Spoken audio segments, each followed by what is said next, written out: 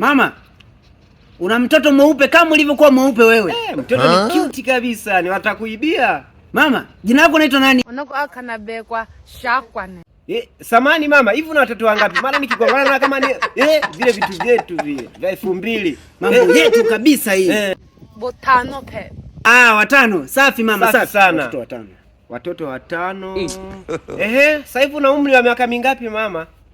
Unako bunizi wapi? Hapo ndo unapokuja kualimu.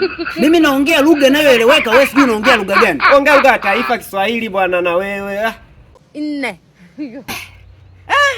Niache nachanganyikiwa mtoto wangu kweli. Yaani unasema kwamba una miaka 4. Hao watoto wamekuja kujaje sasa? Mpaka kijasho kinanitoka. Miaka 4. Mama unaonekana kweli una miaka 4. Unaonekana afu umeanza kuwa muongo. Umesikia? Nasikia. Afu sikia. Hii kazi kumalizia wewe. Mimi hizi interview zako kila siku unaniita watu ndo hawa.